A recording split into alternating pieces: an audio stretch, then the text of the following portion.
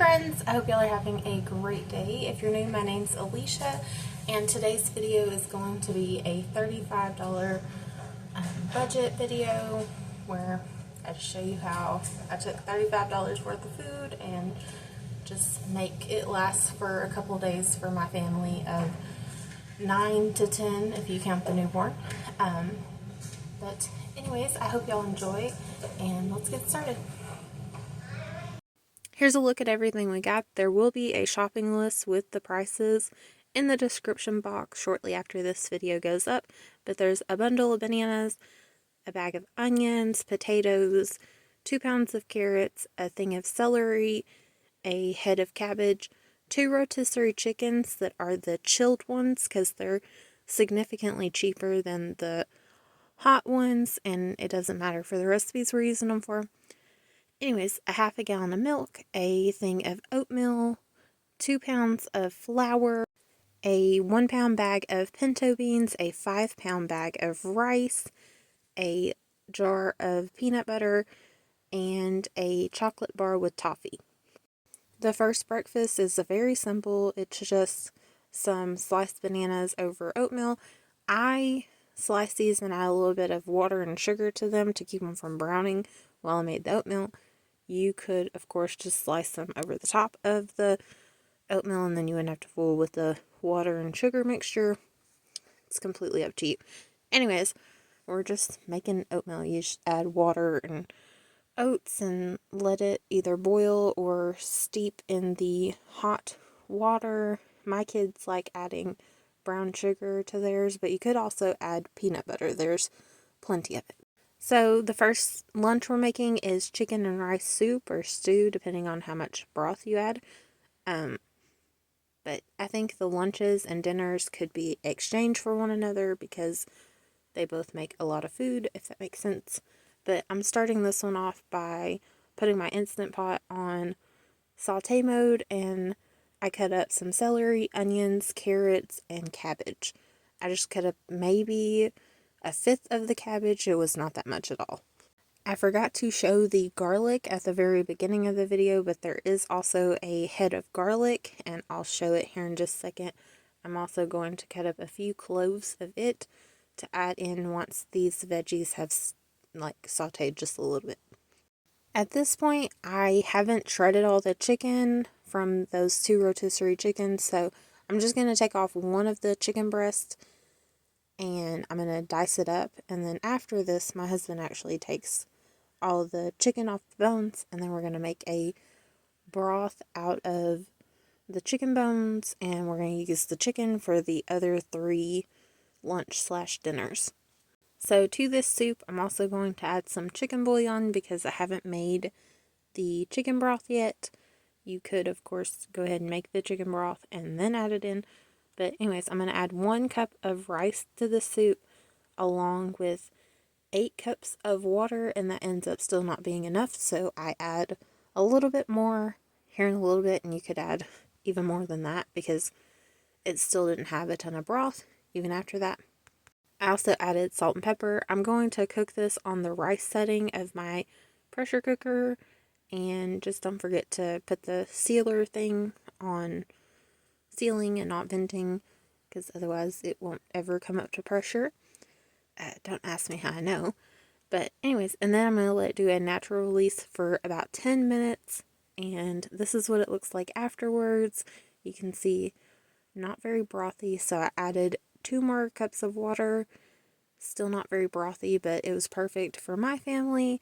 And then I added a little bit more pepper to mine, and this was amazing. I also added some Louisiana. Here's all the chicken. Those bowls are a lot bigger than they look like on camera, but I'm going to make a broth out of the bones and skin. Just going to fill the pressure cooker up with water and let it cook on manual pressure for about 30 minutes and just sit on warm for a while. The first dinner is pinto beans with chicken and fried potatoes. So we're starting out the pinto beans in the slow cooker. My little crock pot only takes about 4 hours from dry beans to fully cooked. So I used about 8 cups total. I think we started out with 6 and then I added 2 more later. and then an onion, and of course salt and pepper. And then about 10 to 15 minutes till we were ready to eat, I added in a good amount of chicken, about half of the circle container. And now I'm making the fried potatoes. I'm just adding potatoes and onions to one of my skillets with some oil, and I'll add salt and pepper to them. While I'm working on the potatoes, my husband and I are also going to work on the sweet treat or dessert, and it's going to be peanut butter no-bake cookies. The recipe will be down in the description box. I did have to make some adjustments to it. I will include what I changed about the recipe to make it work with what I had, because I don't want to just assume too much as a pantry staple. I do assume that butter and sugar, salt, pepper, oil, those kind of things you might already have on hand. But anyways, you want to let the milk, sugar, butter mixture boil for at least 2 minutes. That's what helps them set. And then you will add in your peanut butter and your chocolate bar. If you have cocoa already on hand, you can avoid buying the chocolate bar, but you will need to add more sugar. I did reduce the sugar amount by about half because of the chocolate bar, and they still were plenty sweet enough, in my opinion. Once you add all that in, you'll want to whisk it in to get everything fully melted, and then you'll want to quickly add it to your bowl of oats. I added 7 cups, even though the double recipe would call for 6. I always like to add another little bit of oatmeal because I find that there's plenty enough of the mixture to fully coat it, and they still turn out great for me. You'll want to quickly stir this mixture and then start scooping it out onto parchment paper or a greased cookie sheet, because it will start to set up rather quickly. And I think my husband counted 50 or 55.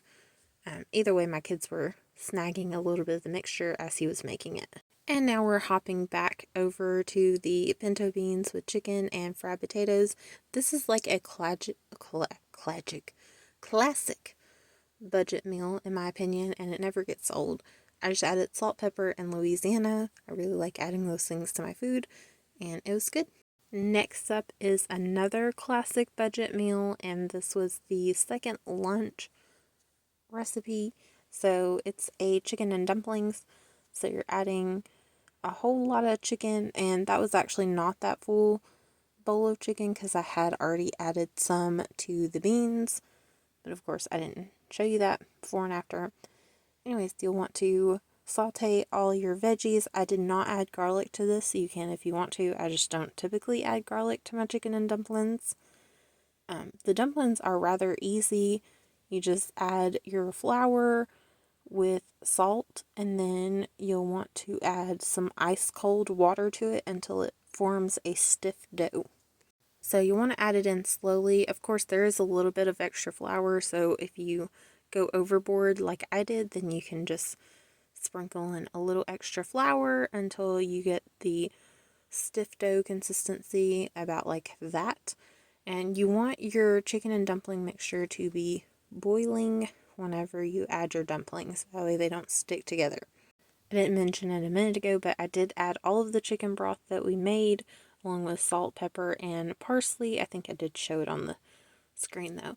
But I'm actually going to roll out my dumplings in batches. You could also definitely just, scoop them out with like a cookie scooper, or just grab little pinches, like pinch off little sections of the dough and then add that in. I just like the flat dumplings. I think they're more traditional to the ones I grew up with. But anyways, so I'm going to do that, then add them in one at a time and just let them cook for another 15 to 20 minutes. Once you get all your dumplings into your soup, you can turn the soup back down, because at that point all of them have cooked enough that they won't stick together, and you can just let it simmer for the rest of the time. So interestingly enough, the recipe that I found for these dumplings that only calls for the flour, salt, and cold water they're called sinkers because they're supposed to sink. But as you'll see in just a second, they did not sink. They actually floated, which we're not going to be calling them floaters because that just doesn't sound good. But that recipe I quadrupled because my family claims that the dumplings are the best part, and I can't disagree with them. The second breakfast that we're having... What about second breakfast?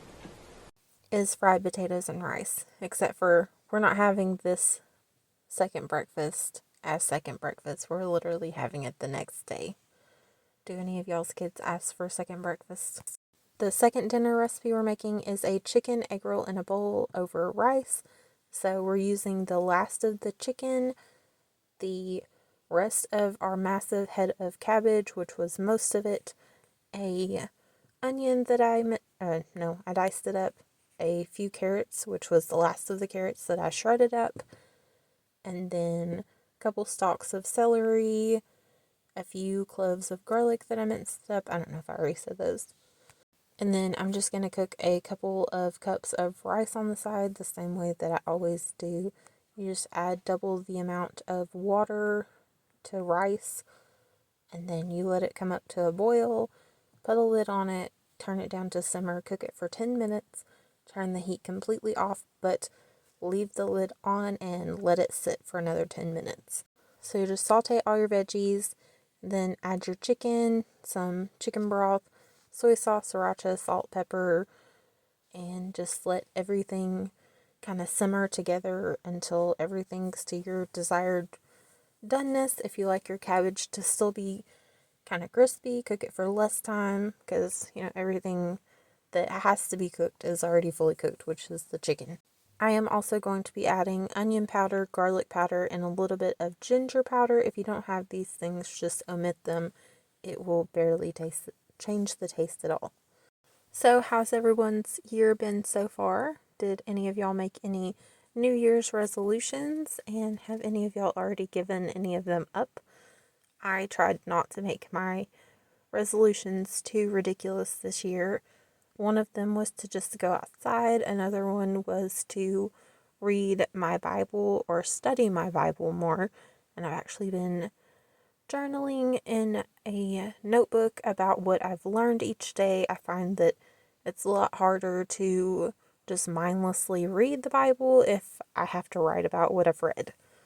Have y'all read any good books or seen any good movies or TV shows lately? We recently went to the theaters and seen Moana 2, and that was a super cute movie. I loved it just as much as my kids. Here is this dinner all completed, the rice and the egg roll in the bowl mixture. Of course, I added some extra sriracha, salt, and pepper on top of mine, and it was really good with the chicken. Here is everything that we have left. So there's about a cup to a cup and a half of flour, about half the bag of rice, 3 onions, most of the half-gallon of milk, about half the head of garlic, a few sprigs of celery, 3/4 of the jar of peanut butter, and about a third of the jar of oats. So you could, of course, get smaller containers of the things that there's a whole bunch of stuff left of, like the peanut butter, the milk. But in real life, my kids would have already snacked on the celery and the peanut butter like they did with the carrots and the milk. Alright friends, that's all for this video. I hope y'all enjoyed it. And if you don't take anything away from this video, take the most important part, which is Jesus loves y'all and I love y'all too. I'll see you soon. Bye.